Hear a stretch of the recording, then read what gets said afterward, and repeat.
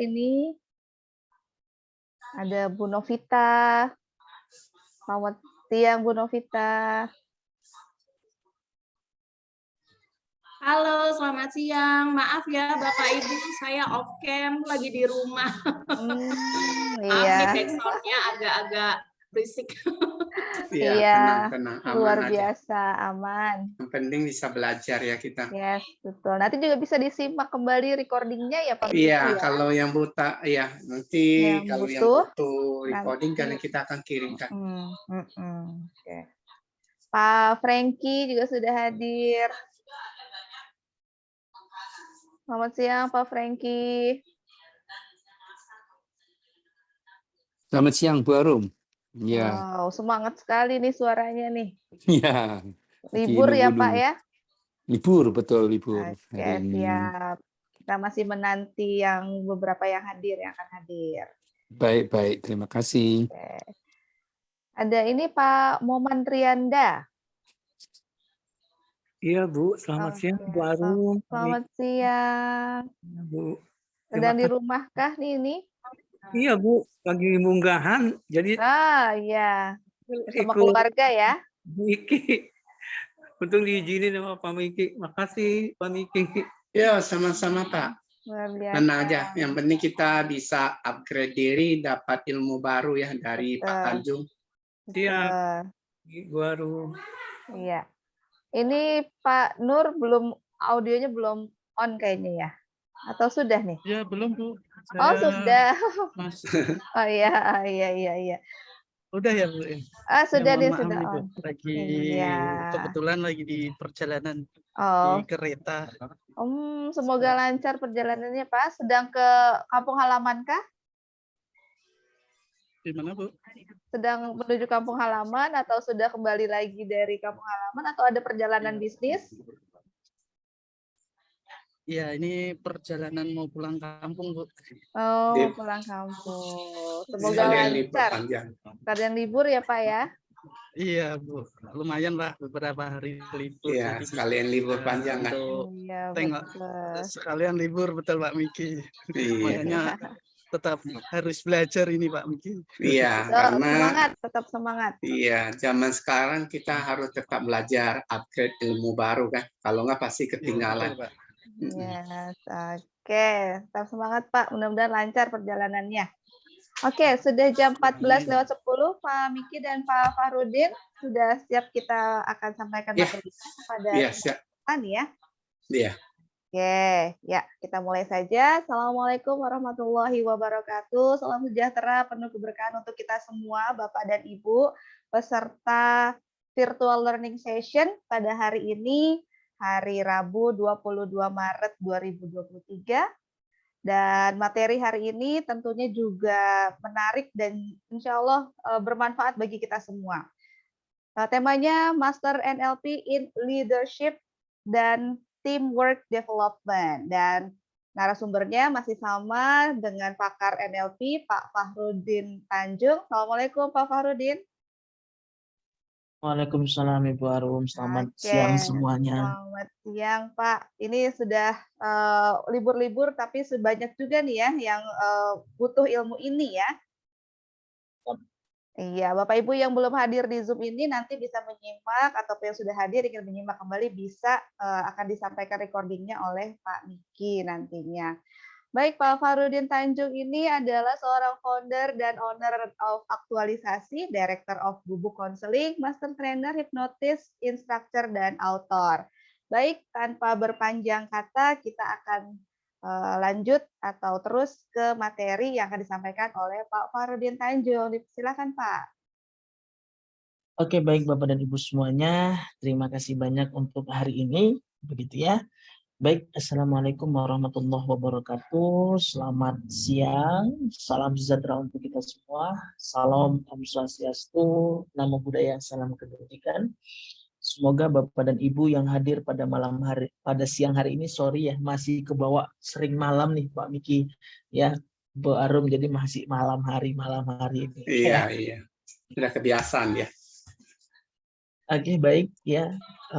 Pada hari ini menjadi sebuah kesempatan yang luar biasa Saya Fakhruddin Tanjung, gitu ya.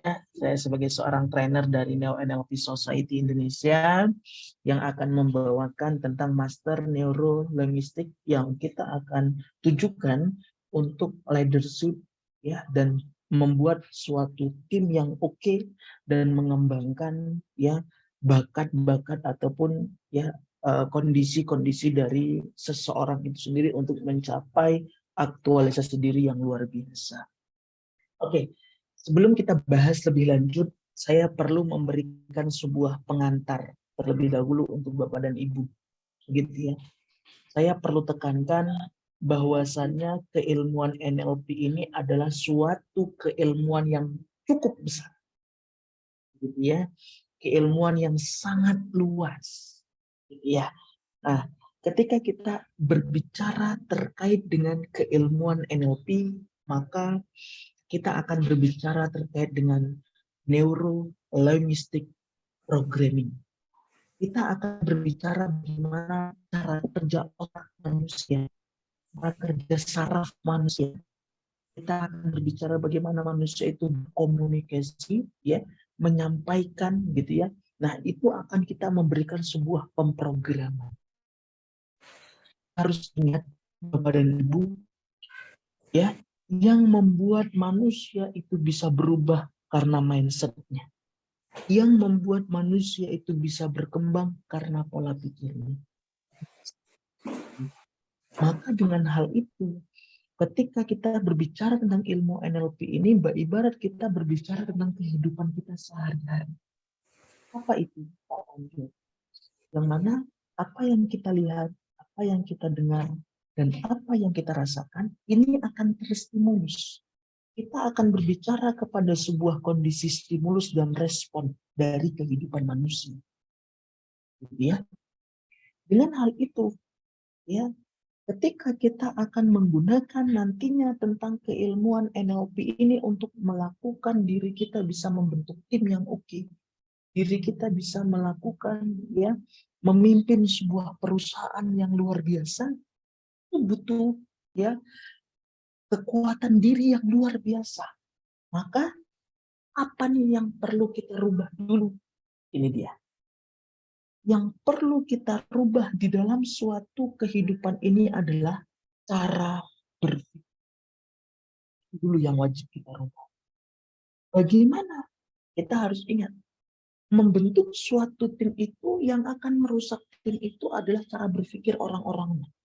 Yang merusak sebuah perusahaan itu adalah cara berpikir orang-orangnya. Yang cara berpikir itu akan membentuk suatu keegoisan. Keegoisan itu yang akan menghasilkan sebuah perilaku. Maka kita wajib rubah dulu nih dari cara berpikir. Yang kita sebut dalam keilmuan NLP adalah presupposition berpikirnya manusia. Apa yang pertama? Kita harus bisa merubah cara berpikir seseorang itu. The map is not the territory. Peta bukanlah wilayah itu sendiri. Maksudnya apa? Apa yang kita pikirkan, apa yang kita rasakan, apa yang kita bentuk, belum tentu sama dengan orang yang ada di sini. Misalnya, Pak Nur berpikiran tentang A. Saya berpikiran tentang B. Pak Nur mau paksakan agar saya punya pemikiran A juga. Apakah bisa? Tidak akan bisa. Maka apa yang kita perlu lakukan? Kita wajib memberikan penguat pada diri kita sendiri. Apa penguatnya? Kita harus bisa berkomunikasi dengan diri sendiri. Kita menemukan identiti dalam kehidupan. Sehingga kita akan mencapai suatu human excellence yang oke. Itu yang kita perlu lakukan dulu. Peta bukanlah wilayah itu. Di dalam suatu peta tidak hanya mencakup satu wilayah, tapi banyak wilayah yang akan dicakupi. Seperti itulah kita akan membentuk suatu tim yang luar biasa. Tidak bisa kita bisa. Yang kedua, setiap manusia itu hidup pada model dunianya yang unik. Maksudnya bagaimana kita bisa menghargai orang lain kalau diri kita mau dihargai? Itu dulu cara berpikir yang harus kita rubah. Itu dulu cara berpikir yang harus kita benahi. Maka setiap manusia itu punya model dunianya yang unik. Hargai apa yang dilakukan oleh orang lain, maka itu akan mampu menciptakan. Karena dari keilmuan NLP ini kita akan bisa merubah manusia menggunakan psikologi yang kita sebut sebagai psikologi perkembangan. Maka untuk merubah dari psikologi perkembangan itu kita harus memahami manusia punya subconscious mind dan manusia punya unconscious mind. Manusia punya pikiran sadar dan manusia punya pikiran alam bawah sadar. Maka untuk merubahnya itu gimana? Mainkan alam bawah sadarnya dengan menghargai orang tersebut. Karena di alam bawah sadar manusia itu ada rasa, emosional, emosi, ya, keinginan, hasrat. Itu ada pada diri manusia. Maka setiap manusia hidup pada model dunianya yang unik. Kita tidak bisa paksakan. Dia punya model seperti ini, harus ikut dengan kita yang punya model seperti itu. Itu nggak bisa. Misalnya, ya, Pak Momen, ya, punya karakteristik A. Mau kita samakan seperti Pak Frankie punya karakteristik B. Nggak bisa, Pak. Ini yang wajib kita pikirkan. Yang wajib kita rubah dulu dari cara berpikir kita. Gitu ya. Dan setiap pengalaman manusia memiliki struktur. Setiap pengalaman manusia memiliki cara, metode yang dia lakukan. Dengan apa? Cara berpikir kita. Jangan mudah menjudgment seseorang dari hasil apa yang dia lakukan. Tapi hargai itu, pahami itu, mengerti itu, maka akan ada perubahan bagi tim yang akan dilakukan. Nah, dengan kita melakukan itu, maka setiap perilaku itu memiliki intensi positif. Setiap perilaku itu pasti ada niat positif. Setiap perilaku itu pasti ada tindakan. Lihat kondisi. Jangan ketika kita memimpin sebuah perusahaan, ketika kita membentuk suatu tim, kita hanya melihat pada kondisi yang salah saja. Ini yang wajib kita. Sehingga jangan keliru di sini, jangan salah di sini. Ya, dan manusia itu tidak ada kegagalan. Yang ada adalah kebenaran. Dan manusia itu tidak ada menjadi orang yang bodoh.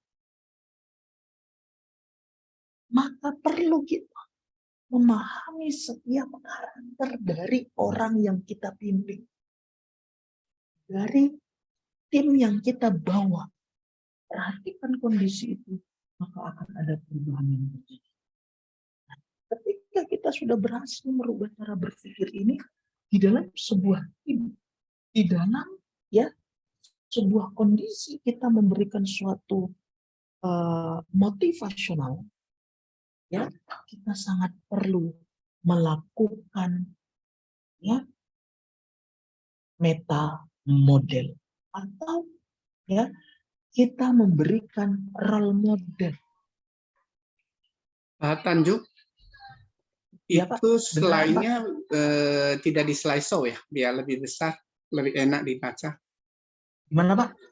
Nggak dikasih slideshow ya, slide-nya? Ini nggak bisa, Pak, karena dari PDF tadi. Oh, bukan buka dari PPT tadi? Bukan, Pak, yang Bapak kirim dari PDF tadi. Oh, saya kirim. Coba ya. Coba. Oke. Iya, PDF Pak Miki. Karena tadi saya ikut yang dari Pak Miki.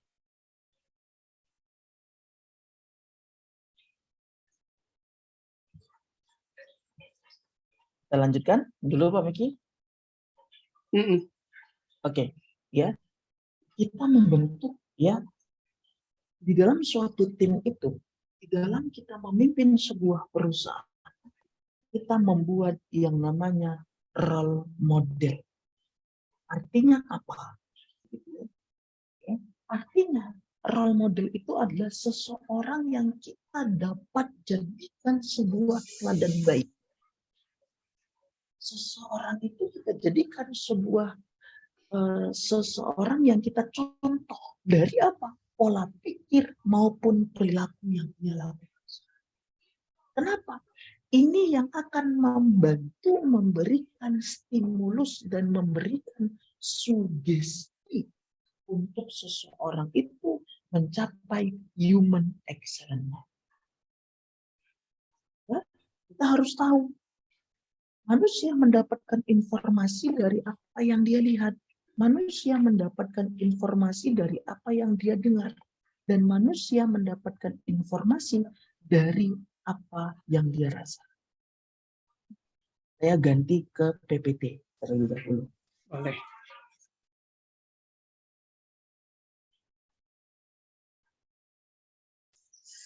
Bapak Ibu yang sudah punya pertanyaan nanti boleh ketikkan dulu di kolom chat. Khawatir lupa nanti mau tanya apa boleh juga. Nanti kalau sudah sesi tanya jawab ya akan dibahas.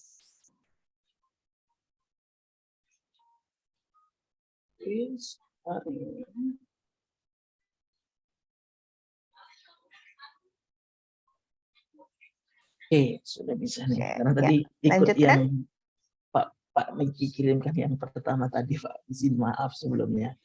Oke, Iya, silakan iya. Pak. Tadi duanya gabungan, jadi saya nggak ngeperhatiin salah kirim tuh. Siap.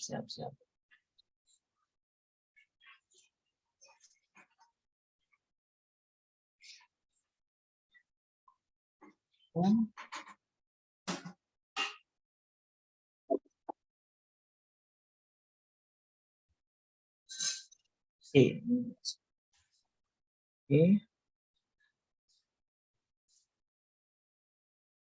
Oke ya.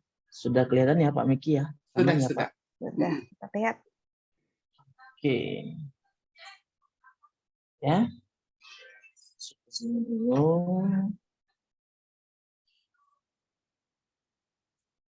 Oke. Nah, jadi ya, manusia itu mendapatkan informasi dari apa yang dia lihat, manusia itu mendapatkan informasi dari apa yang dia dengar, dan manusia itu mendapatkan informasi dari sehingga ya role model ini akan memberikan sebuah sugesti positif pada seseorang itu untuk memiliki perkembangan yang luar biasa. Nah, dengan kita melakukan role model, maka seseorang itu bisa jadi menjadi sebuah teladan yang itu harus dilakukan oleh seorang pemimpin. Pemimpin dalam sebuah organisasi, dalam sebuah perusahaan, dalam sebuah masyarakat, atau juga orang-orang yang berpengaruh dalam masyarakat. Sehingga ya ketika kita memberikan sebuah role model, ini akan memberikan contoh baik kepada orang lain. Contoh baik itu akan terstimulus dari apa yang dia lihat, dari apa yang dia dengar, dan dari apa yang dia rasakan. Sehingga seseorang itu pastinya kalau sudah dijadikan sebuah role model, seseorang itu akan mengikuti apa perilaku yang ia contohkan, apa perilaku yang dia lakukan. Nah, dengan itu kita bisa jadi karena karakter kepemimpinan kita. Ada dua hal yang kita harus buat. Seorang pemimpin, seorang leadership harus punya karakter yang kuat dan karisma. Bagaimana cara memunculkan itu?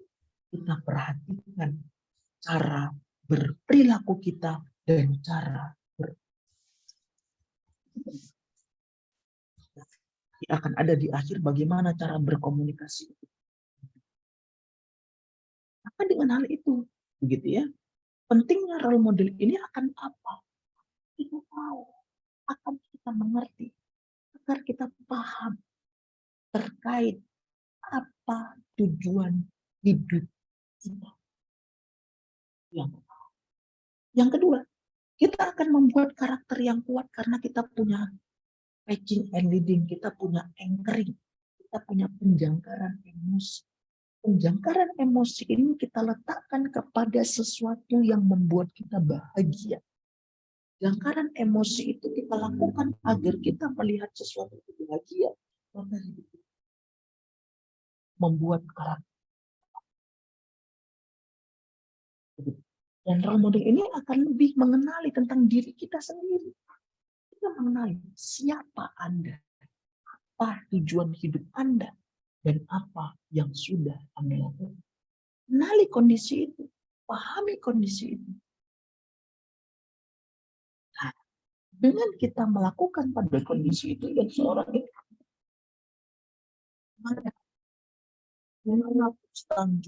cara kita untuk membentuk role model kita. Ini yang kenali diri kita. Siapa Anda? Apa tujuan hidup Anda? Kenali itu. Ciptakan perubahan itu. Dan yang kedua, cari orang yang lebih sukses dari hidup. Kita jadikan pegangan, kita jadikan panutan. Ya, kita jadikan seseorang yang kita bisa tiru dalam. Oke, mohon maaf Pak Ya. Fahrudin, Ya. mungkin mikrofonnya bisa lebih dekat. Oke. Ada, biar lebih jelas. Sudah kedengaran ya? Oke, Dan yang selanjutnya siap. apa? Kita harus mengenali karakteristik orang yang mau kita tiru. Di mana? Siapa? Pahami hal itu dan selanjutnya apa? Kita harus bisa belajar dari kesalahan. Kita harus bisa belajar dari kesalahan orang yang mau kita. Nah, ini nggak akan bisa kalau dilakukan oleh seseorang yang memiliki keegoisan yang tidak terkontrol. Nah, gimana cara membentuk itu? Buat jalan sukses. Lakukan apa yang kita lakukan, tidak perlu mengurusin apa yang tidak perlu. Itu penting. Sehingga itu apa? Sehingga itu akan membantu diri kita tadi bisa mencapai human excellence yang oke. Kita bisa mencapai human excellence yang luar biasa. Itulah. Semua itu saya tegaskan. Semua itu kembali ke diri kita masing-masing.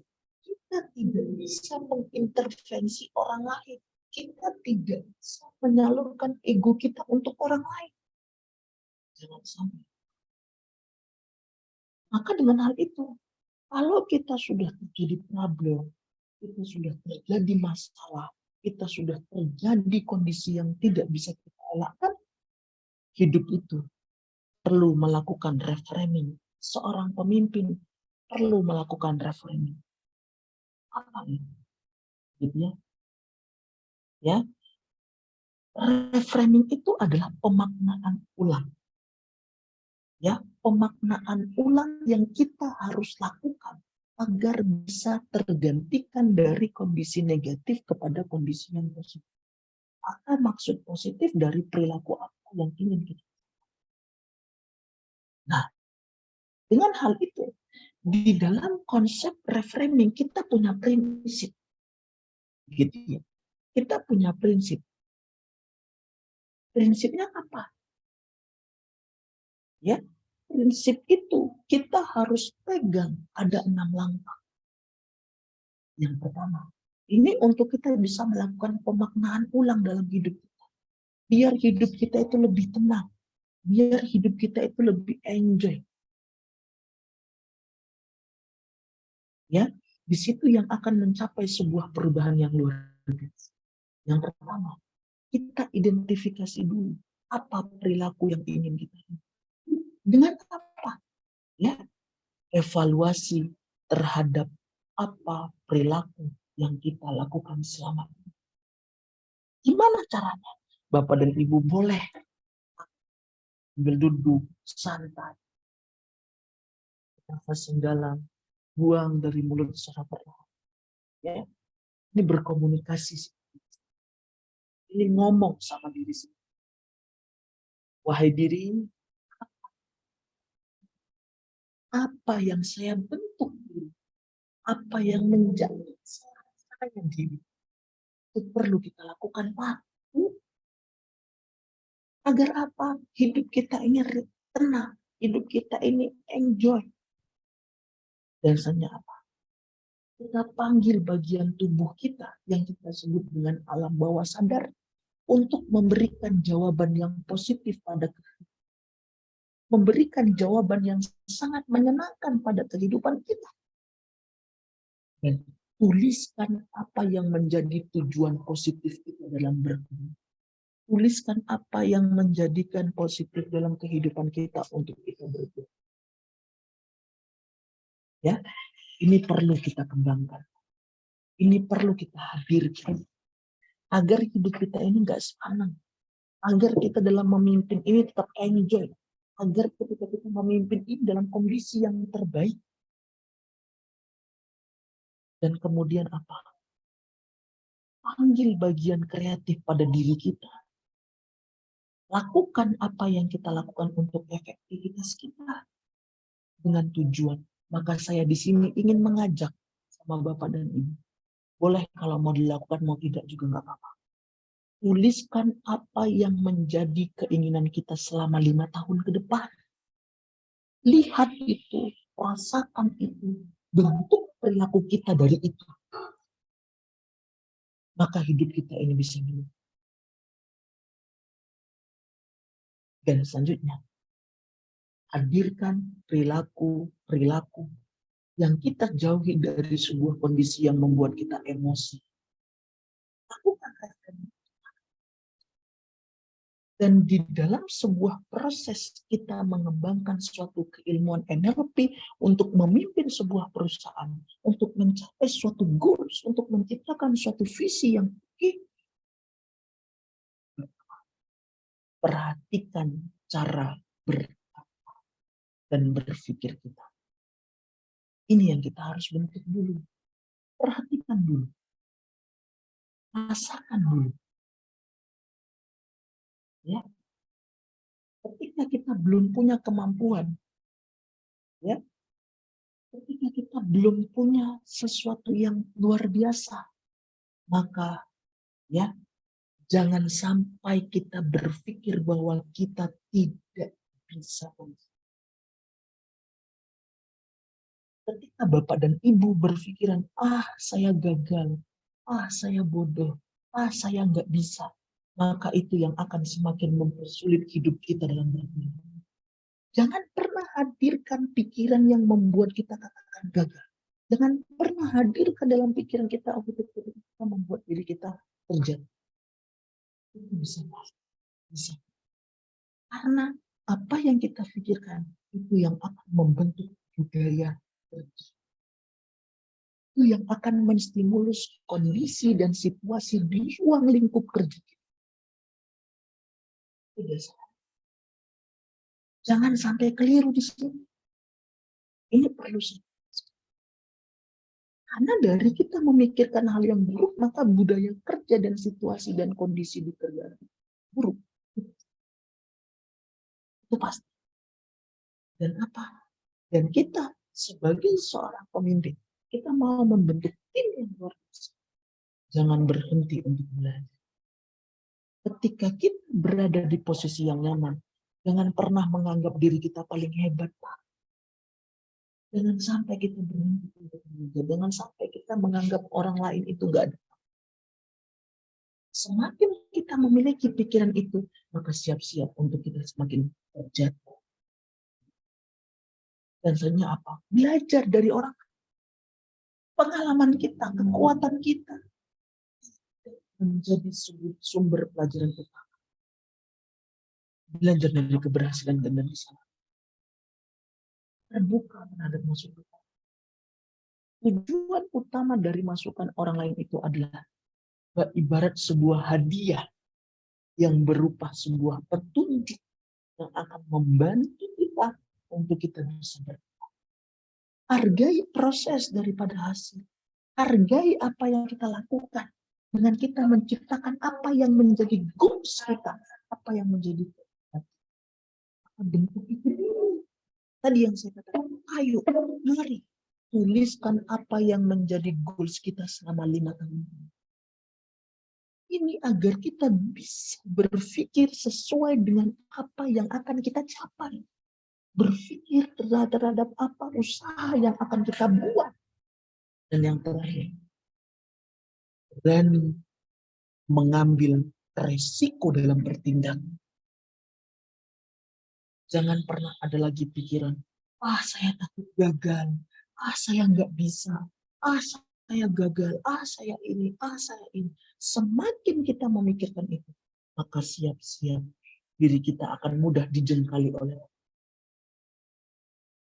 Salah satu hal yang dapat membuat orang itu mudah menyerah adalah ketakutan untuk membuat kesalahan. Terus itu, lakukan apa yang menurut kita Islam. Ketika ada pikiran yang ragu, ketika ada pikiran yang kita rasa takut, itulah sebagai emosi yang terbentuk dari lingkungan. Itulah sebagai emosi yang terbentuk dari kondisi kehidupan manusia. Jadi kalau sudah terbentuk dari emosi itu, maka akan sulit sekali untuk mengontrolnya. Jadi mindset yang berkembang. Dan kita wajib menghadirkan plan orang sukses. Hadirkan 3 ini dalam kehidupan kita, Pak, Bu. Akan ada perubahan yang signifikan dalam kehidupan. Jamin itu. Yang pertama, tentukan 3 orang yang berpengaruh dalam hidup kita. Kita jadikan pegangan. Kita jadikan acuan. Kita jadikan arahan. Agar apa? Agar kita bisa menjawab yang kedua. Apa tujuan hidup Anda? Sudah kali belum tujuan hidup Anda? Kita sudah hidup mungkin sampai 40-45 tahun. Tapi kita tidak mengenal apa tujuan hidup kita. Ya, jangan sampai ini terjadi, Pak. Ya, dan yang ketiga apa? Sudahkah kita menemukan cara untuk merubah hidup? Ini dia. Untuk merubah hidup itu kita nggak perlu muluk-muluk dari orang lain. Perubahan hidup itu dari perilaku apa yang kita lakukan. Dari cara berpikir apa yang kita pikirkan. Dan dari cara ngomong apa yang kita ngomongkan. Itu akan mampu menciptakan perubahan. Oh, ini yang kita perlu lakukan. Ya, di sini yang kita perlu ciptakan dulu dari plan orang sukses. Biasanya cara menjadi seseorang yang hebat, cara menjadi seseorang yang bisa berkembang. Yang pertama, latih diri kita untuk bisa mendengarkan keluhan orang lain. Latih diri kita untuk kita bisa mendengarkan keluhan dari bawahan kita. Latih kita bisa mendengarkan kondisi yang dirasakan bawahan kita. Itu penting. Itu hal yang menjadi sangat penting, kita punya pendengaran yang bisa memberikan situasional dan opsional yang terbaik untuk orang yang ada. Dan kita fokus pada sebuah solusi. Apa yang kita ajarkan untuk berkomunikasi? Ini yang kita perlu membangun.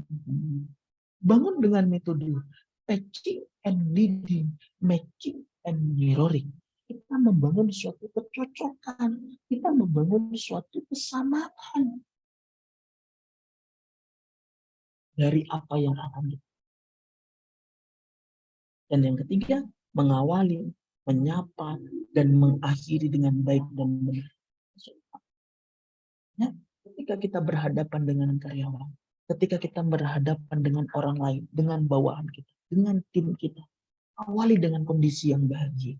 Awali sebuah kondisi yang baik, menyapa, ya, memberikan sikap hangat dan mereka. Ini sangat membantu.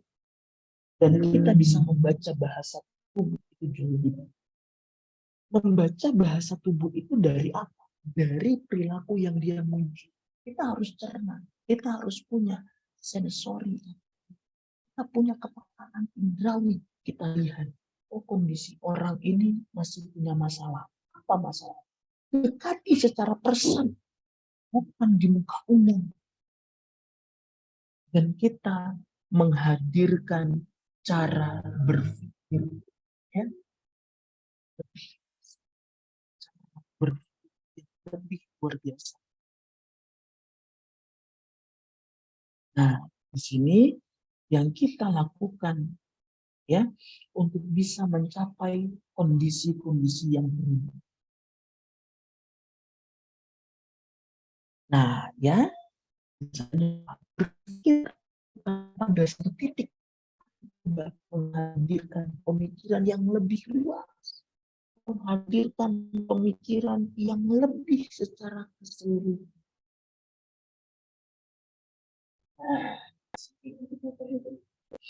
Dan saya apa? Gimana sih cara kita membangkitkan semangat dan kemauan seseorang? Gimana kita bisa memberikan prospek ke karyawan kita? Gimana kita bisa memberikan prospek kepada tim kita? Yang pertama, tetapkan dan bisa apa yang menjadi tujuan tim atau perusahaan itu dibentuk. Tetapkan tujuan atau target yang ingin dicapai. Sehingga kita punya secara spesifik, secara jelas, secara objektif, secara realistis, kita terus tersugesti oleh tim itu dan oleh bawahan. Dan susun rencana dengan baik dan terarah. Susun rencana yang baik dengan terarah gimana? Buat rencana dan susunlah langkah-langkah untuk mencapai tujuannya. Harus bisa membangun komunikasi yang lebih luas. Harus bisa membangun komunikasi yang lebih baik. Kita bisa membaginya dengan beberapa tugas. Kita punya target jangka pendek dan kita punya target jangka panjang. Apa yang mau dicapai? Apa yang mau didapat? Itu harus ada dari setiap tim itu. Itu harus ada dari setiap bawahan. Dan yang ketiga, atasi rasa takut terhadap kegagalan. Dengan apa? Dengan kita mengingat apa yang menjadi target dan kita mengingat bahwa kegagalan itu menjadi awal untuk kita proses. Gunakan imajinasi kita. Hadirkan imajinasi yang menyenangkan saat bekerja. Ya. Hadirkan imajinasi yang enjoy. Ya, dalam kondisi yang bahagia. Ya, ini yang akan terbentuk. Ya, maka gunakan imajinasi kita menjadi imajinasi yang menurut kita baik. Pikirkan tentang hal-hal yang lain. Ketika kita merasa suntuk, ketika kita merasa bosan, saya perlu tekankan, jangan kita lampiaskan kepada tim kita ataupun kepada bawah. Itu karena hal yang wajar, Pak. Maka apa yang kita lakukan? Lakukan aktivitas, lakukan kondisi pikiran kita tenangkan dulu dengan melakukan relaksasi. Tarik nafas 3-6 menit. Enjoy kita sebagai seorang. Dan kita perlu terhadap kebiasaan-kebiasaan yang baru. Ketika kita merasa malas, ketika kita merasa ogah-ogahan, berarti apa yang harus kita lakukan? Kita harus memaksa diri kita untuk mengubah kebiasaan. Jangan biarkan itu menjadi sebuah kondisi sangat menjatuhkan diri. Ubah langsung. Hadirkan langsung. Dan ini dia. 4 pilar orang sukses. Yang pertama, membangun pendekatan. Bangun. Matching and leading, matching and mirroring. Membangun kecocokan, membangun kesamaan dalam membentuk sebuah relasi. Dalam membentuk suatu pendekatan. Mencocokkan dan menyamakan cara berpikir itu contohnya gimana? Misalnya, ya, kita ambil contoh di sini. Misalnya Bapak Nur punya karakteristik orang yang suka mancing. Kalau saya punya tujuan, Pak, kalau saya punya keinginan, Pak, ya, saya harus juga suka mancing. Kenapa? Dari apa yang kita sukai, ini akan membangun komunikasi yang jauh. Ketika Pak Nur suka mancing, saya suka mancing, akhirnya terjadi suatu obrolan. Dari obrolan itu yang akan memberikan sebuah stimulus kepada pekerja. Membangun pendekatan. Nah, maka ya, dan yang selanjutnya apa? Outcome. Ya, hasil akhir dalam kita mendidik. Ya, outcome kita dalam kehidupan ini apa? Ya. Nah, di sini yang kita perlu kembangkan dulu. Outcome, bentuk outcome kita. Ya, dan saatnya apa? Sensori aku membangun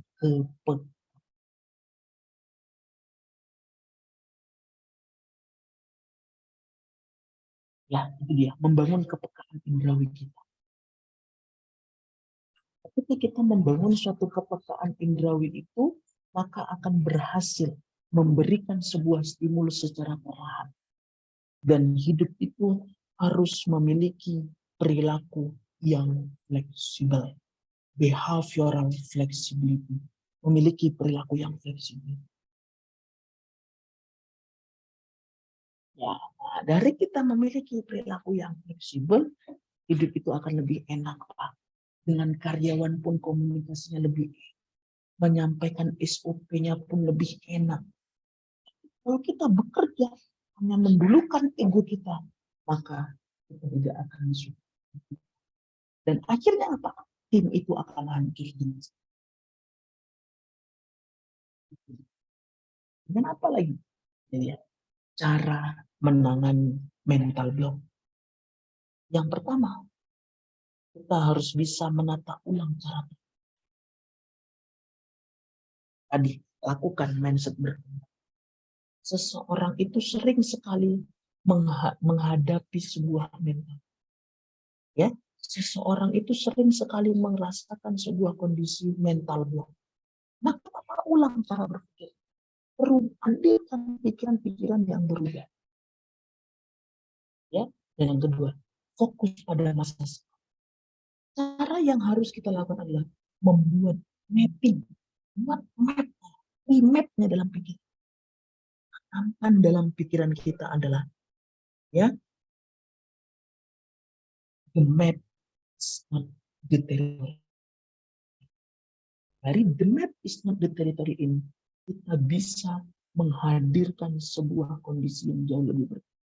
Apa yang kita pikirkan, ya, jangan sampai, ya, memberikan efek negatif, ya, memberikan efek negatif kepada orang. Dan yang ketiga, tuntaskan tugas-tugas terkecil Anda. Jangan suka menunda tugas. Itu bisa memberikan dampak buruk. Kalau kita punya kebiasaan, ya, kalau kita punya sebuah situasi yang membuat kita gagal, karena apa? Dari diri kita sendiri yang nggak mau berubah. Dari diri kita sendiri yang nggak mau melakukan. Akibatnya, pada saat-saat terakhir kita bisa bingung harus memulai dari mana. Karena sering sekali kita mengalami, menunda-nunda, menyepelekan hal yang kecil, ya, merasa diri kita bisa, nah kita nggak bisa. Dan buatlah daftar tugas, mulailah mengerjakan dari hal yang paling sederhana. Hargai setiap waktu, mental block itu akan hancur secara sendiri. Hargai apa yang kita lakukan, pasti mental block itu bisa memberikan dampak. Ada 6 cara instan mengakses kekuatan diri yang hebat, mengakses kekuatan diri yang luar biasa. Yang pertama, bangun motivasi. berikan bahasa-bahasa ucapan omongan yang menyenangkan karyawan kita, yang menyenangkan bawahan kita, yang menyenangkan tim kita, maka dia akan bekerja secara penuh untuk Anda. Tapi kalau kita juga bisa jaga cara ngomong kita, itu berarti kita tidak membangun motivasi. Ya, nah untuk kita bisa mengetahui itu, jadilah seorang sahabat untuk orang lain dengan membangun motivasi itu, ya kita bisa selanjutnya apa? Mengidentifikasi apa yang menjadi kekuatan dan kelemahan. Salah satu cara untuk pengembangan diri yang penting adalah mengidentifikasi apa saja kekuatan dan kelemahan diri yang kita lakukan. Ya. Upaya-upaya untuk melakukan kehidupan secara serealistis mungkin. Hidup ini jangan muluk-muluk, Pak. Hidup ini jangan terlalu kita merasakan. Kita harus ini, kita harus. Tapi tidak ada dalam kekuatan dunia. Fokus pada pekerjaan. Pengembangan diri itu dapat dimulai dengan fokus pada kegiatan hidup. Dan untuk meningkatkan kemampuan pribadi, pengembangan diri dapat dilakukan dengan peningkatan kemampuan melalui pelatihan seperti ini, seminar, workshop, atau mengembangkan karir yang sesuai dengan hidup. Dan kita menata pola hidup kita. Mempraktekkan pola hidup yang sehat. Mempraktekkan pola hidup yang lebih sejahtera. Ini yang akan mampu mengalirkan sebuah dan mengubah penampilan. Ya, penampilan yang baik, penampilan yang luar biasa. Ini harus sesuai dengan tempat, tujuan, itu yang akan menunjang kesuksesan. Saat kita tampil, usahakan rapi, menyenangkan ketika dipandang, enak ketika dipandang, tenang ketika dipandang. Lebih enjoy sekali, lebih enak daripada kita tidak memperhatikan diri kita. Dengan kita memperhatikan pada kondisi itu, ada cara ampuh menukar perasaan menjadi relaksasi melalui pola-pola. Tarik nafas dalam-dalam 3-4 kali. Kita sedang banyak pikiran. Kalau kita sedang ada masalah, lakukan itu. Itu menjadi cara ampuh meredakan. Ini diperkuat oleh Robert Nicholas, seorang asisten dosen Saint University Amerika Serikat. Menyatakan bahwasannya saat marah, tubuh itu menjadi tegang, sehingga apa yang dia lakukan itu menjadi tidak stabil. Berjalan-jalan sejenak sebagai cara untuk meredam emosi. Saat emosi itu memuncak, cobalah bangkit dari duduk dan berjalan. Tenangkan, menjauhi dari sumber masalah. Dan kita harus tahu, ada beberapa titik dari tubuh manusia yang itu ketika ditekan dan dielus-elus, maka itu menstabilkan emosi. Mana? Di kepala. Di ubun-ubun, di belakang, di pundak, di tangan. Maka ketika manusia jabat tangan, emosinya bisa luntur. Setelah itu di mana? Ya, di lengan, emosi itu bisa stabil di sini. Dan yang terakhir di mana? Ya, ketika kita menepuk-nepuk ya, bagian lutut dekat paha, itu akan menghasilkan emosi yang lebih rileks. Dan rilekskan otot-otot yang tegang dengan apa? Ya, dengan kita ya melakukan aktivitas yang menyenangkan. Nyalakan musik favorit yang membuat kita senang. Kita buat ya, lagu-lagu bahasa yang kita itu bisa senangkan. Contohnya gimana? Kita mengendalikan misalnya, kita mengatakan, saya hebat, saya luar biasa. Saya hebat, saya luar biasa. Saya sukses, saya hebat diri, saya luar biasa diri. akan 3 kata ajaib ini, maka hidup kita kendalikan cara bicara. Semakin tenang untuk berbicara, sudah menenangkan perasaan dan menahan.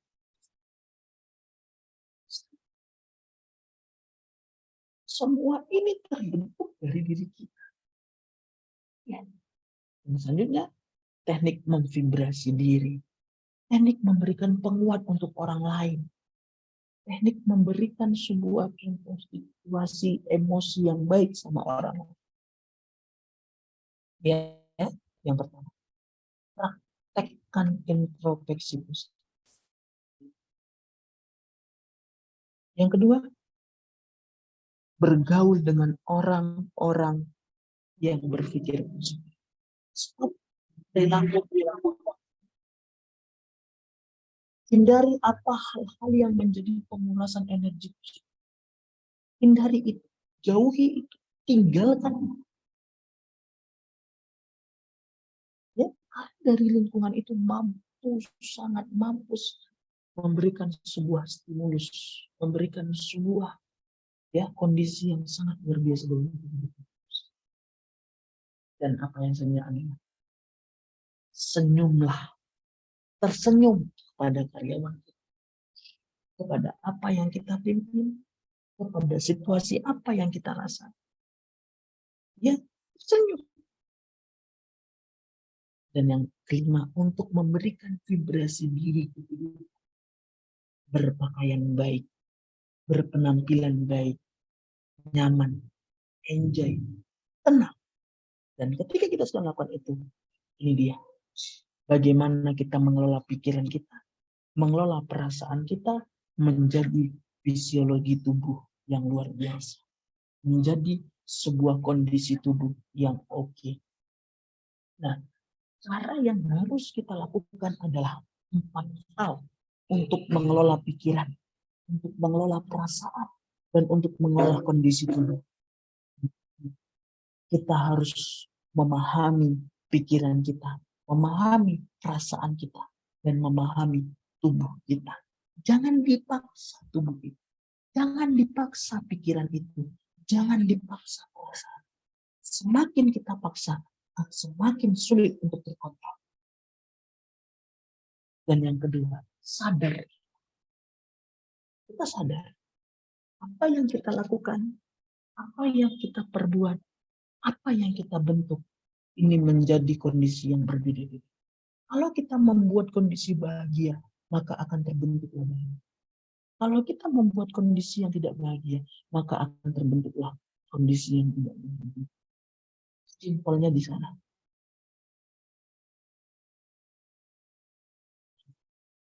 Dengan kita membentuk itu, maka semuanya tak lain tak bukan ada dorongan untuk perubahan. Apa perubahan yang mau kita dapat? Apa perubahan yang mau kita dapat? Apa perubahan yang mau kita perbuat? Semua itu ada dalam diri kita. Tak lain tak bukan dengan diri kita. Ya, dari hal itu kita bisa memberikan pemanfaatan tentang apa perilaku yang kita bisa ciptakan agar kondisi-kondisi lingkungan situasi kerja itu menjadi bahagia. Apa itu bentuk dulu.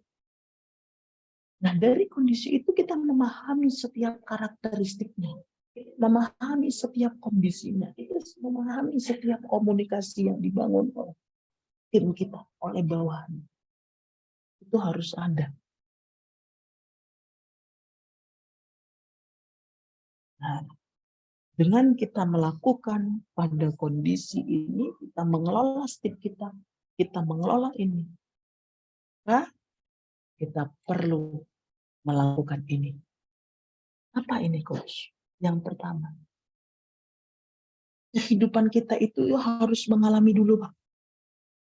Kalau kehidupan kita belum alami, tapi kita sudah ungkapkan, mudah kita dijengkali orang. Alami dulu apa yang kita harus lakukan. Ngerti dulu apa yang mau kita perbuat. Kenali dulu apa yang mau kita lakukan. Gitu lah. maka kita harus mengalami apa yang mau kita sampaikan. Ketika kita sudah mengalami ini, baru hidup kita bisa mengungkap. Jangan kita nggak tahu sok-sok tahu. Ini yang menjadi bahaya sekali kalau kita menjadi seorang pemimpin ataupun kita memimpin suatu tim itu. Itu sangat bahaya sekali. Jadi itu harus kita mengalami dulu sebuah kejadiannya. Kalau kita nggak mengalami, gimana kita bisa mengungkapkan? Kalau kita nggak bisa mengungkapkan, gimana kita bisa menyimpulkan? Kalau kita nggak bisa menyimpulkan, gimana kita bisa menerapkan?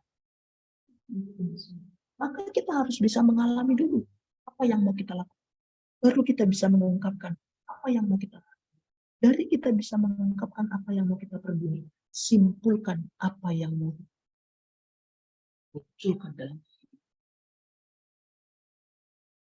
Untuk menyimpulkan itu pun kita harus punya kepekaan sosial yang terbentuk dalam hidup.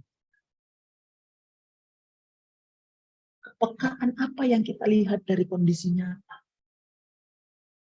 Ya, apa yang kita lihat dari sebuah kondisi yang real. Apa yang kita lihat dari sebuah kondisi yang sangat menyenangkan. Dan yang terakhir, kita bisa mampu mengenal. Maka apa? Ketika kita dihadapkan pada sebuah problem, dihadapkan dengan sebuah masalah, kalau kita sudah melakukannya, kalau kita sudah mengalaminya, maka kita jauh lebih tenang emosi. Jadi jangan pernah mundur dari masalah. Jangan pernah meninggalkan dari masalah, karena disitulah kita sedang mengalami.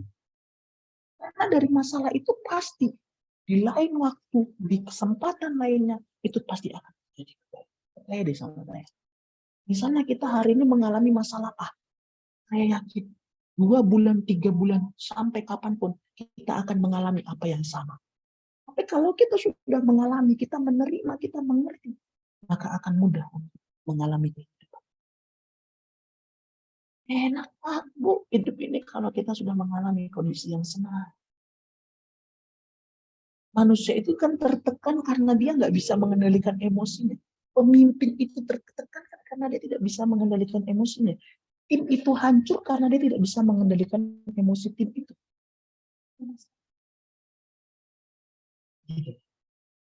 Nah, dari experiential learning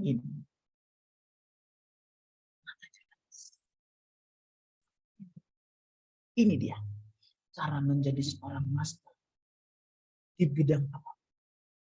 Ya, kita memimpin sebuah perusahaan, ketika kita memimpin suatu organisasi, ketika kita memimpin suatu kondisi, maka apa? Belajar dari pengalaman diri sendiri.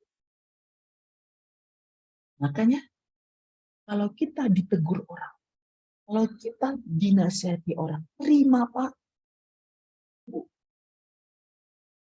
Dan belajar dari pengalaman orang. Bicara di depan cermin, introspeksi apa yang sudah kita lakukan. Apa yang sudah kita perbuat. Sudah positif belum?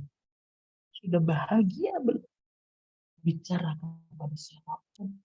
Untuk itu, hadirkan.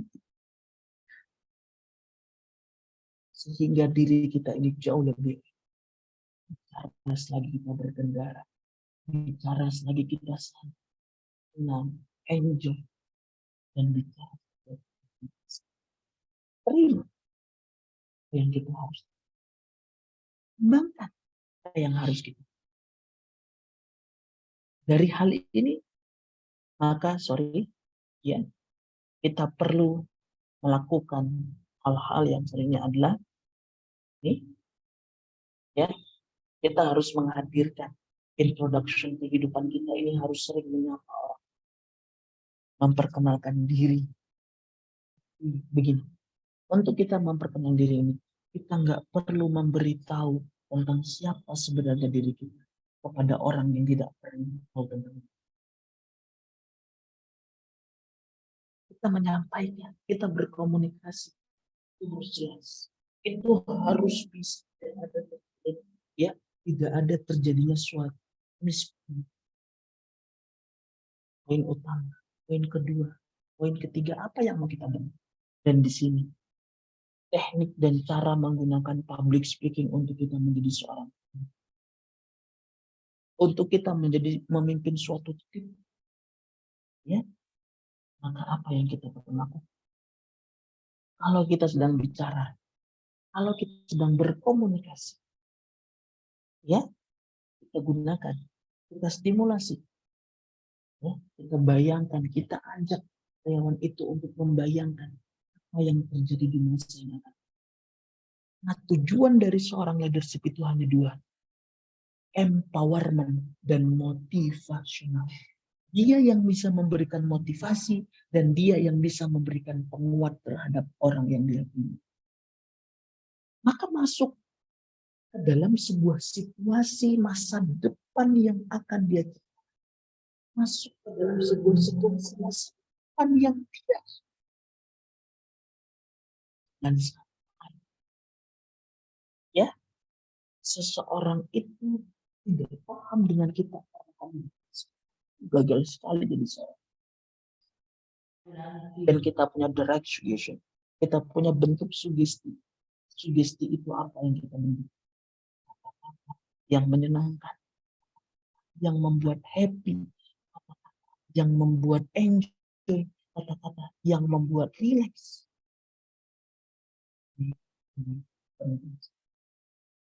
Ya? No action, nothing happen. What you take action. Diri Anda itu terbaik untuk Anda. Diri Anda itu terbaik untuk diri Anda. Ciptakan apa yang kita hargai.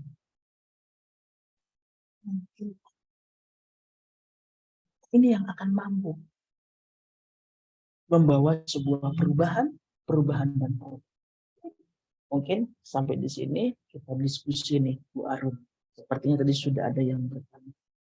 Seru nih. Baik, luar biasa Pak Fahrudin pemaparannya. Tadi sudah ada yang ketik di kolom chat Pak Fahrudin, tapi mohon maaf tadi saya sempat kelempar keluar, jadi tidak tercatat di notes-nya. Di chat. Oke, di bagian apa itu, Bu? Di chat, meeting chat.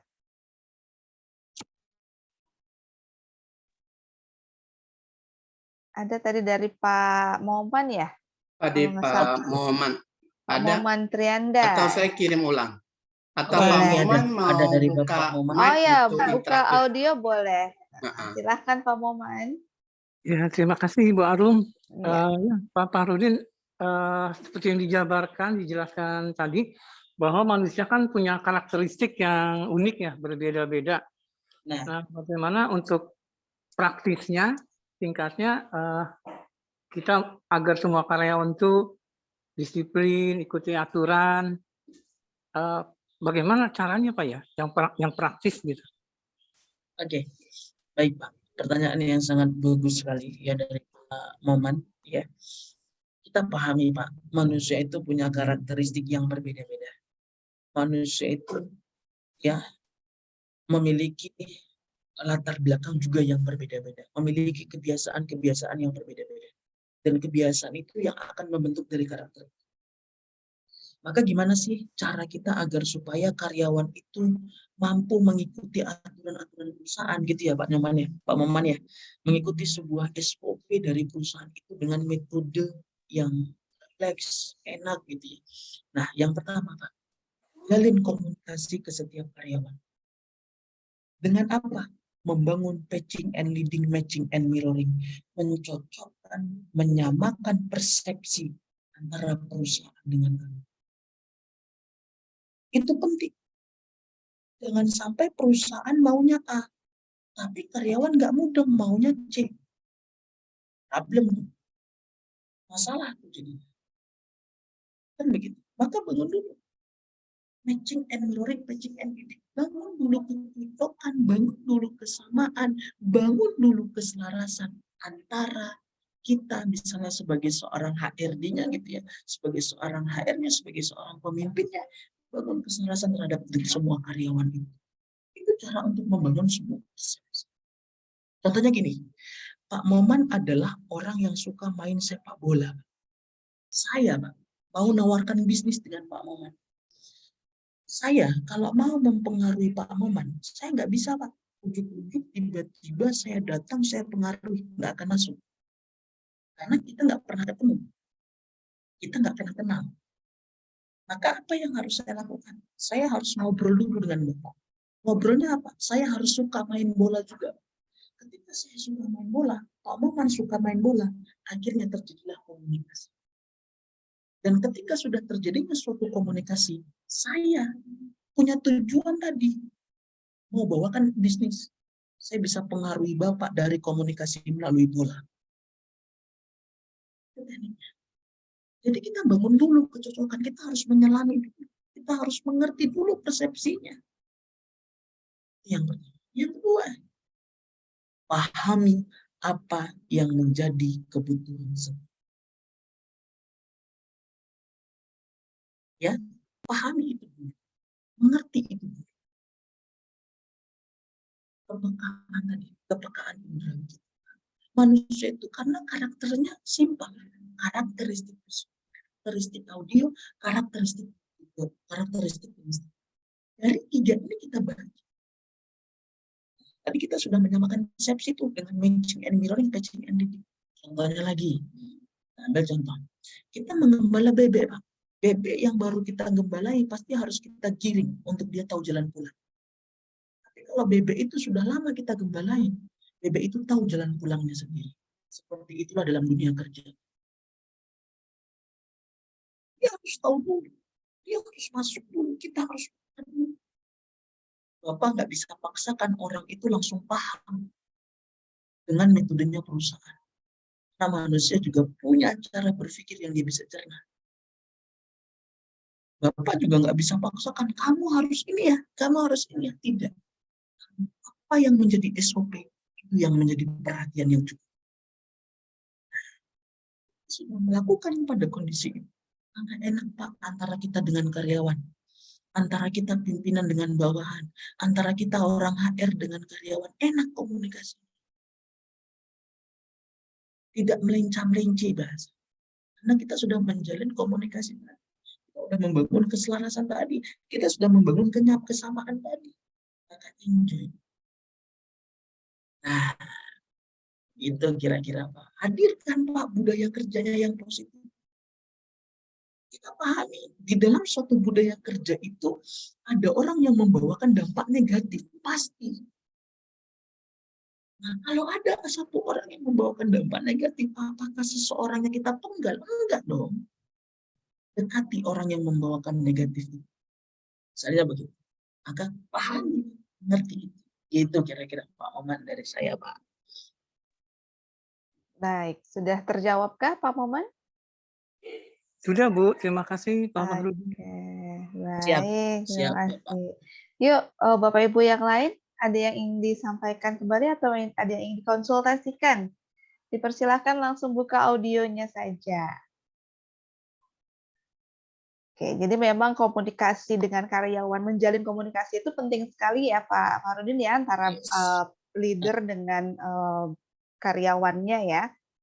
Ya, benar nih Mbak Arum. Karena begini juga, kita membangun tim nih, misalnya gitu ya, kita membangun tim, kita mau membuat teamwork, tapi kita nggak tahu dari setiap orang yang membangun tim itu, kita nggak mengerti, kita nggak menciptakan tujuannya, kita nggak menciptakan goals-nya, kita nggak menciptakan outcome, maka tim ini akan ngalor ngidul, nggak tahu dia arahnya mau kemana, nggak tahu dia tujuannya mau kemana. Ini karena apa? Ya tadi, karena keegoisan orang-orang yang memimpinnya. Orang yang memimpin itu paling hebat.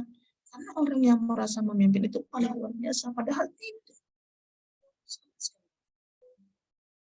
Yes, Itu yang kita perlu. Oke, Oke, silakan. ini dari Pak Nur nih. Tadi Pak Nur asik sekali sampai selesai nih. Tahan Pak Nur. Kita diskusi Pak. Tadi Pak Franky sudah buka audio nih, coba. Ya, Silakan, selamat Pak. sore Pak Farun. Silakan Salam Pak kenal. Franky. Ya, Salam kenal. Pak, Sore. tadi Bapak berkali-kali nyinggung masalah ego. Memang di dalam ego manusia itu kan ada yang mesti charge, terus adult sama parent ya Pak ya. Yes. Seringkali itu betul. kita ketemu itu gimana caranya supaya kita sama-sama satu, istilahnya grounding-nya sama Pak. Oke. Karena kadang-kadang kalau grounding-nya nggak sama ini kan seringkali bersitegang akhirnya otot-ototan sendiri kan Pak. Seringkali Yes. kan Nah, pada saat anak buah kita grounding-nya masih childish ya kita sebagai diajak adat agak susah, atau kadang-kadang leader itu juga punya satu ego yang secara parent Pak. Nah, gimana Oke. caranya supaya ngatur groundnya bisa sama-sama itu gimana Pak? Oke. Pertanyaan yang bagus banget Pak Franky. Maka yang saya perlu tekankan pertama adalah kita sendiri dulu Pak. Kalau kita sebagai seorang pemimpin, misalnya Pak Franky pemimpin, Bapak dulu yang bisa meredakan ego Bapak. Itu dasarnya dulu. Kembali tadi yang saya katakan, Bapak nggak bisa memaksakan orang yang ada di bawahan Bapak untuk mengerti apa yang Bapak lakukan. Map is not the territory. Apa yang Bapak pikirkan belum tentu sama dengan apa yang dipikirkan orang lain. Ini tadi, ego itu berbeda. Maka apa yang harus kita lakukan? Kita dulu yang menahan keegoisan. Kita dulu yang menciptakan self-controlling dalam diri kita. Gimana caranya? Ingat apa yang menjadi outcome kita. Dengan apa? Behavioral flexibility. Kita harus punya perilaku yang fleksibel.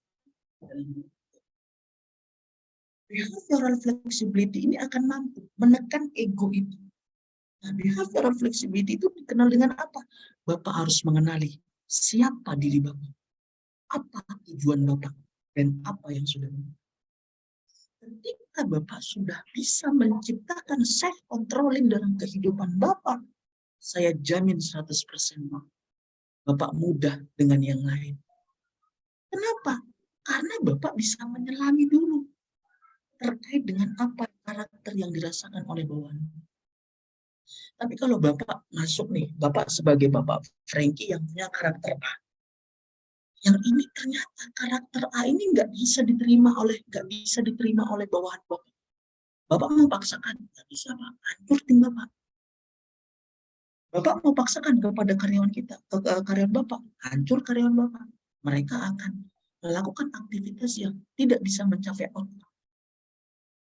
Itu di budaya kerjanya. Ketika Bapak sudah ngelakuin, Bapak sudah menciptakan self-controlling tadi, Bapak kenali karakter dulu dari bawah. Ketika Bapak sudah mengenali karakter itu, ya, maka yang harus kita lakukan selanjutnya adalah ya, memberikan support sistem terbesar melalui ucapan dan memberikan sebuah penguat setiap apa yang dilakukan. Dengan apa? Lakukan Pak. Hadirkan reward and punishment-nya.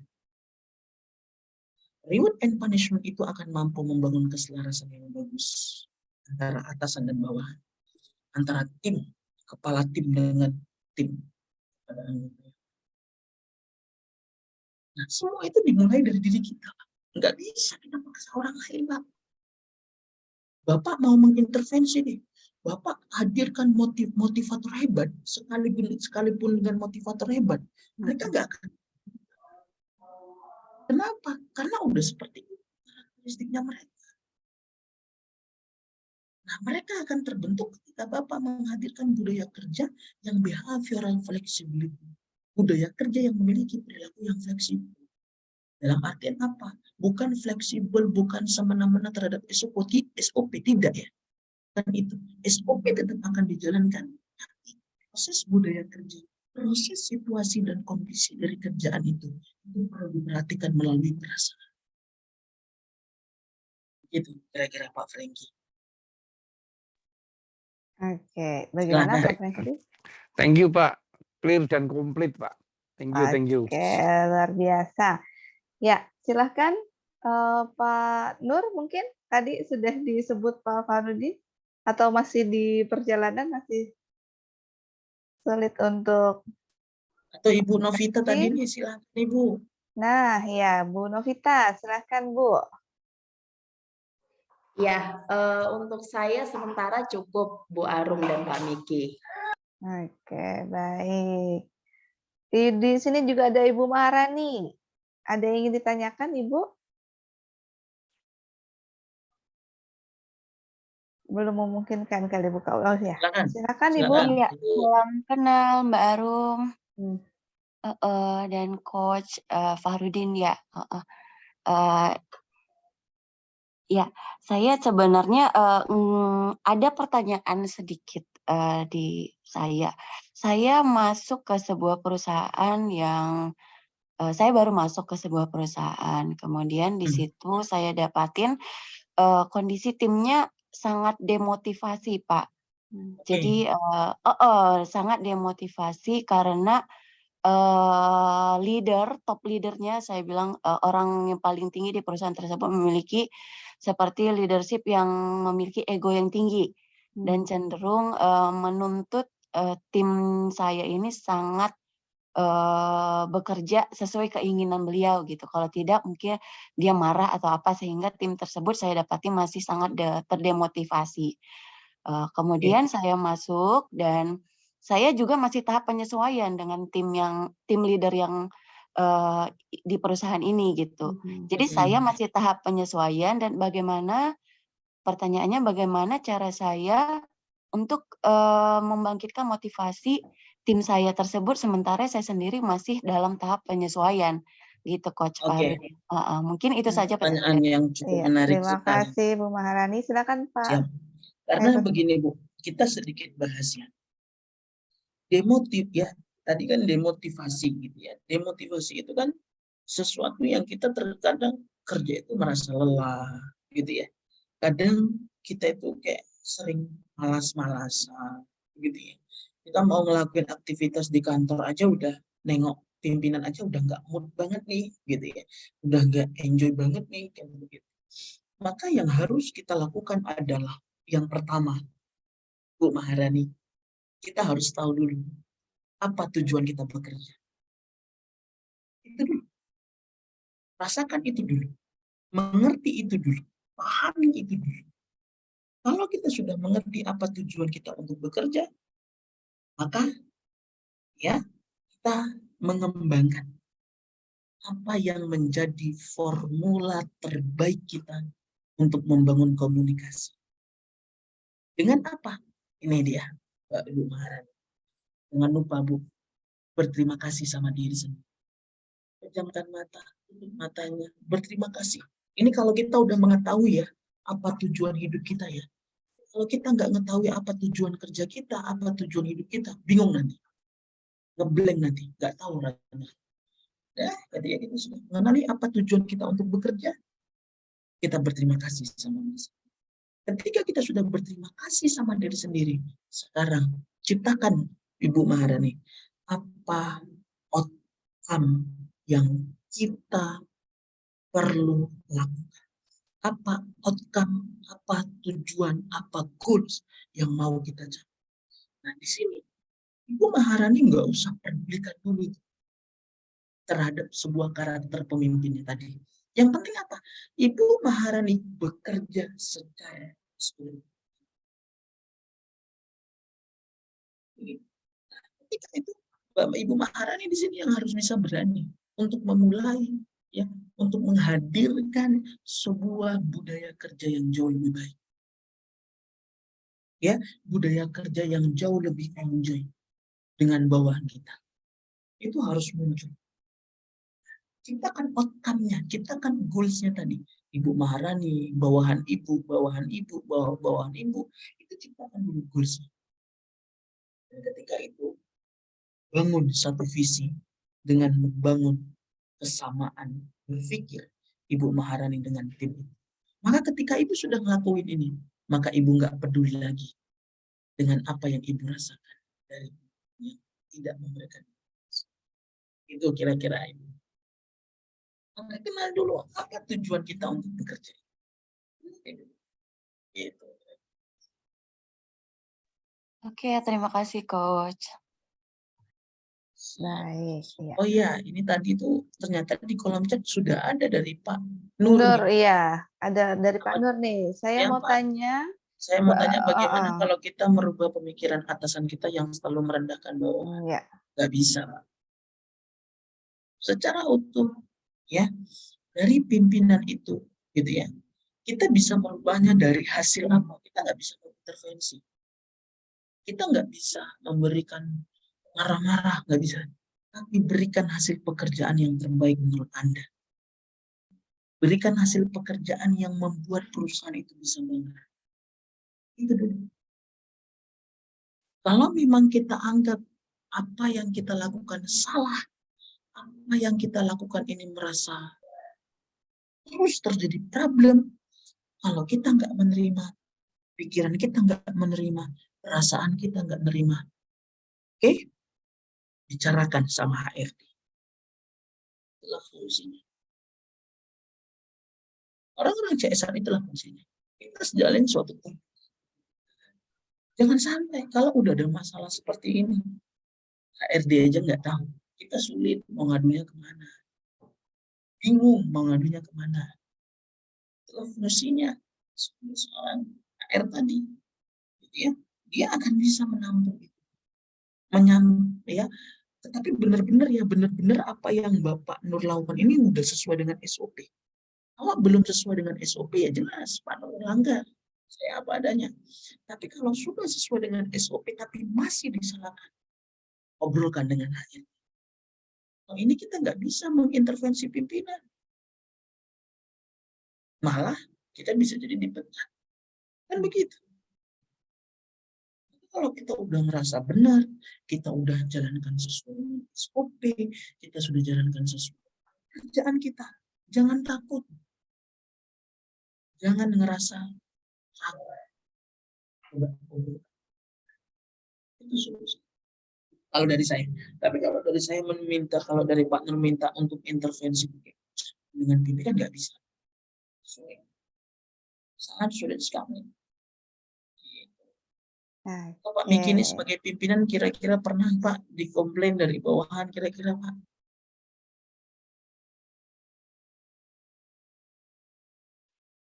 Masih termute nih Pak Miki. Iya, sebagai atasan biasanya sih bisa tinggal gimana pembawaan kita aja kan. Cuma ya karena kalau dari pertanyaan Pak Nur ya, jadi artinya itu mungkin karakter ya. Kalau selama masih marah, jadi mungkin menjelekkan itu masih bisa rubah. Tapi kalau udah jadi karakter memang susah. Harus dia insight sendiri dari atasan itu. Tapi kalau yang saya alami intinya ya kayaknya nggak pernah kita merendahkan. Jadi kita cuma kasih tahu itu nggak benar ya, minta dia ganti. Kalau saking kita istilahnya apa ya, kita udah kesal, ya kita kasih tunjuk ya, ini udah sangat nggak benar ya, minta dia perbaiki. Tapi kalau bagi yang bersangkutan misalnya aware, biasanya ada perubahan gitu. Ya. Oke. Jadi memang kita tidak bisa merubah orang lain ya, perilaku ataupun apalagi pemikiran gitu. Yang bisa kita lakukan hanyalah bagaimana kita merespon reaksi atau berespon pemikiran atau sikap dari orang lain tersebut. Oke, apalagi dengan pimpinan ya yang secara hierarki itu dia lebih tinggi di atas kita gitu sebagai bawahan. Berarti memang sebaiknya nih Pak Fahrudin apa memang kan leader itu ada berbagai macam gaya kepemimpinan. Sebaiknya untuk seorang leader menentukan gaya kepemimpinannya seperti apa itu dengan melihat karakter timnya, bawahannya seperti itu atau bagaimana nih? Ya, nah ketika kita memimpin itu sendiri ya jelas kita harus memahami dulu situasi dan kondisi bawahan kita bagaimana.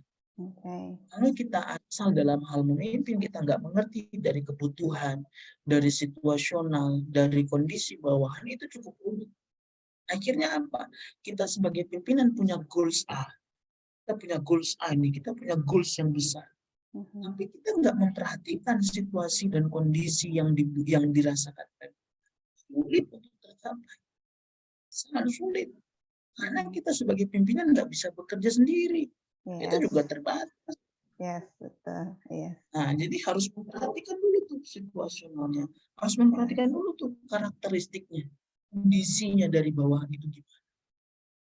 Jangan kita pukul rata, nggak bisa. Gitu ya. Yes, oke. Baik, menarik sekali nih. Ada pertanyaan lagi? Silakan Bapak Ibu.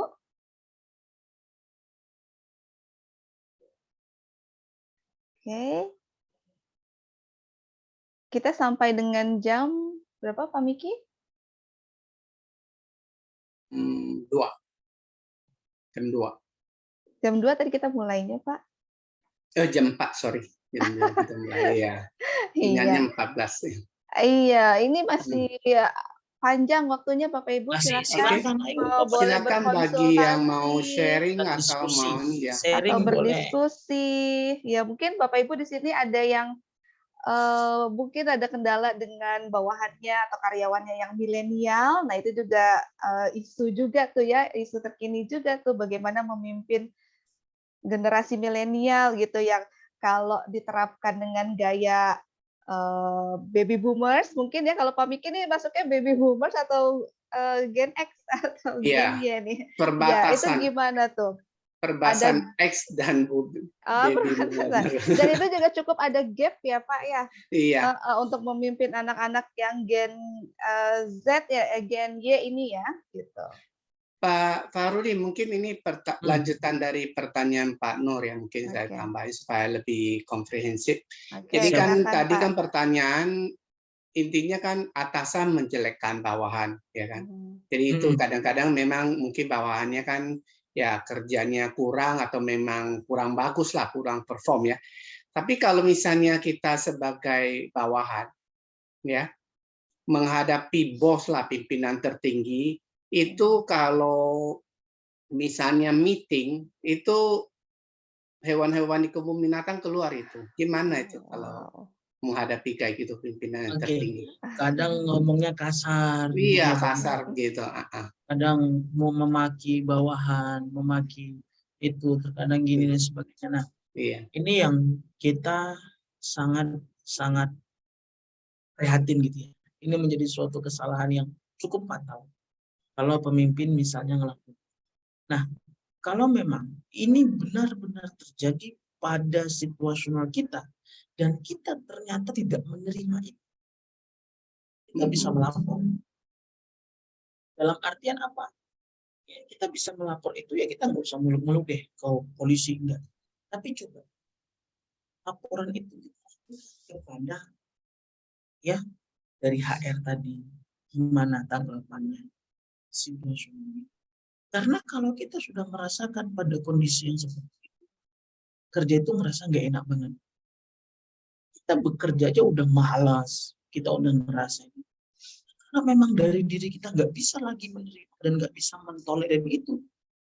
Kalau kita mau keluar ya silakan. Itu keputusan yang terbaik. Begitu. Daripada kita harus memaksakan seorang pimpinan yang selalu memaki-maki di depan banyak orang. Itu juga perlu kita terapkan. Terkadang itulah menjadi suatu keputusan. Menjadi suatu keputusan yang kita sendiri aja sulit dalam. Kalau dari HR-nya nggak mau nih, tutup mata. Ya udah, jalan satu-satunya adalah keluar. Kalau dari saya ya Pak. Karena kalau dari karakteristiknya yang saya gitu, dengan pada kondisi saya yang dihadapkan dengan masalah itu, HR-nya tutup mata, kondisi yang lain tutup mata. Jadi ngapain saya pertahankan dengan situasional kerja yang seperti itu? Begitu kalau dari saya Pak. Iya. Kembali lagi ke tujuan hidup itu ya, sesuai nggak dengan apa yang terjadi nih gitu. Oke. Yuk, ada lagi Bapak Ibu yang ingin ditanyakan? Silahkan didiskusikan atau konsultasi. Oke, ini Pak Arif Nur Hidayat nih, bisa on audio nggak ya Pak? Sepertinya belum. Oke. Ini ada, ini Zaini Bapak atau Ibu ya?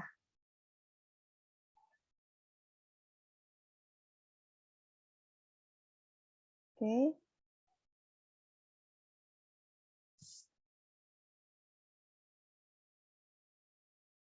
Sudah?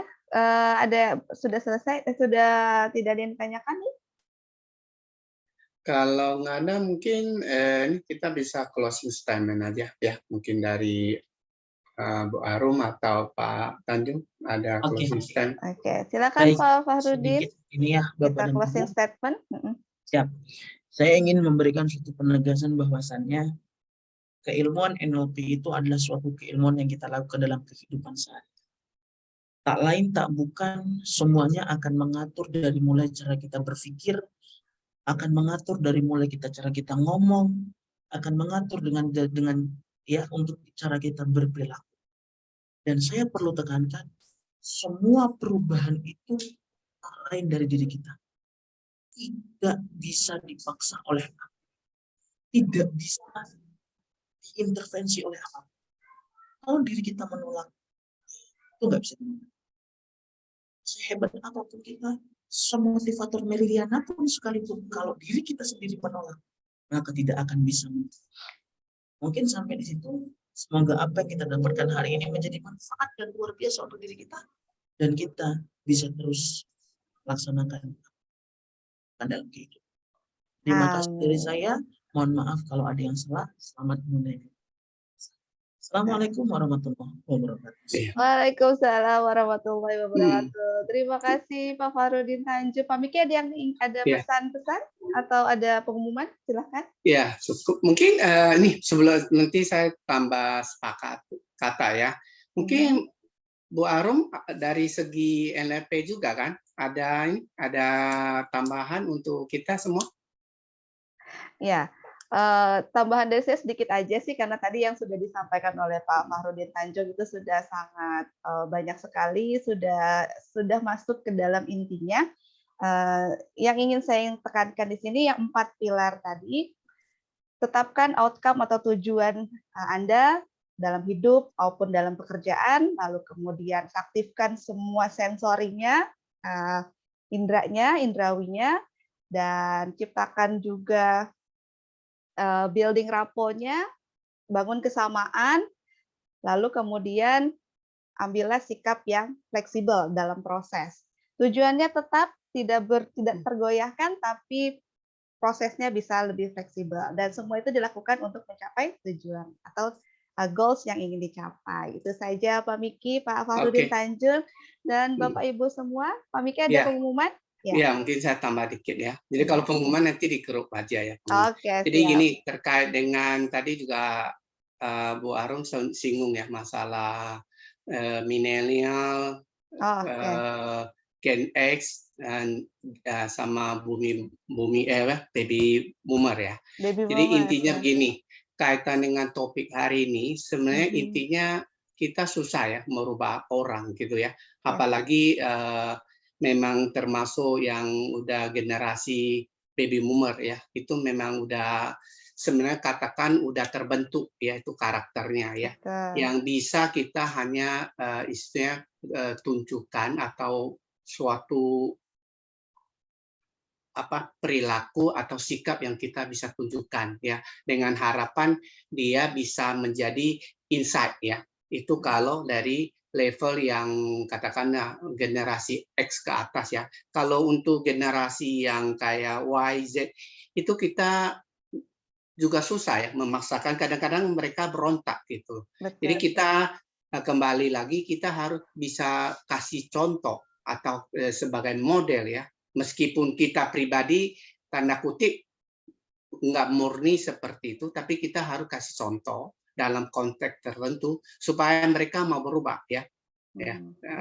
Jadi intinya kedua sisi itu kita kata kuncinya kita tidak bisa memaksa mereka berubah, tapi kita tunjukkan suatu perilaku atau gambaran biar mereka insight sendiri untuk berubah kayak gitu.